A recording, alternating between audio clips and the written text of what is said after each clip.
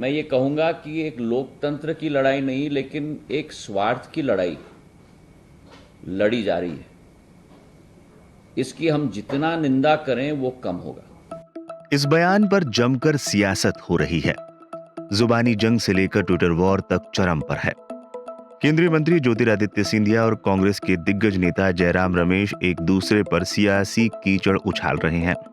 बयान के बाद जैसे ही जयराम रमेश ने घेरा तो तुरंत ज्योतिरादित्य सिंधिया ने ट्विटर पर रीट्वीट कर जवाब दिया। सिंधिया के बयान के बाद जयराम रमेश ने गद्दार कहा और सिंधिया के सामने उनके परिवार के अतीत का जिक्र किया और कविता साझा कर दी।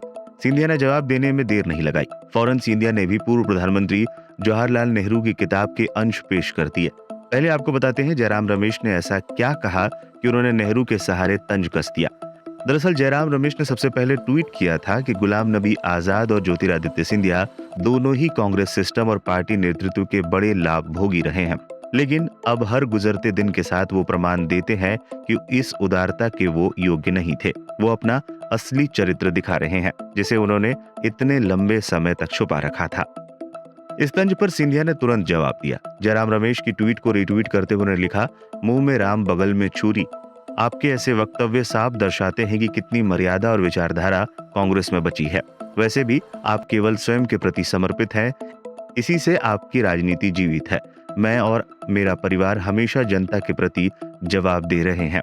इस ट्वीट के बाद जयराम रमेश ने एक और ट्वीट किया, जिसमें उन्होंने पूछा कि क्या वो सुभद्रा कुमारी चौहान की झांसी की रानी पर लिखी गई कविता भूल गए। उन्होंने आगे लिखा कि अंग्रेजों के मित्र सिंधिया ने राजधानी छोड़ी थी। बुंदेले हर बोलों की मुंह हमने सुनी कहानी थी, खूब लड़ी मर्दानी वो तो झांसी वाली रानी थी। जयराम रमेश की कविता वाले तंज पर सिंधिया ने नेहरू की किताब के जरिए जवाब दिया और उन्हें कविताओं से ज्यादा इतिहास पढ़ने की सलाह दी। उन्होंने ग्लिम्पसेस ऑफ वर्ल्ड हिस्ट्री किताब का अंश साझा किया और लिखा कि इस प्रकार मराठों ने दिल्ली साम्राज्य को जीता। मराठा ब्रिटिश वर्चस्व को चुनौती देने के लिए बने रहे, लेकिन मराठा शक्ति ग्वालियर के महादजी सिंधिया की मृत्यु के बाद टुकड़े टुकड़े हो गई। उन्होंने किताब के हवाले से आगे बताया, मराठाओं ने 1782 में दक्षिण को हराया। उत्तर में ग्वालियर के सिंधिया का वर्चस्व था और उन्होंने दिल्ली के साम्राज्य पर नियंत्रण किया। सिंधिया ने कांग्रेस नेता पर भी पाखंडी होने का आरोप लगाए। इस ट्वीट के बाद जयराम रमेश का एक और ट्वीट सामने आया। इस बार उन्होंने लिखा कि इतिहास की कोई किताब उठा लीजिए, 1857 में रानी झांसी के साथ गद्दारी के मुद्दे पर सभी इतिहासकार एक मत है। आपके नए भगवान सावरकर ने भी अपनी किताब 1857 का स्वतंत्र समर में रानी लक्ष्मीबाई, तात्या तोपे और अन्य लोगों के साथ सिंधिया की गद्दारी का जिक्र किया है। इतिहास आप पढ़िए।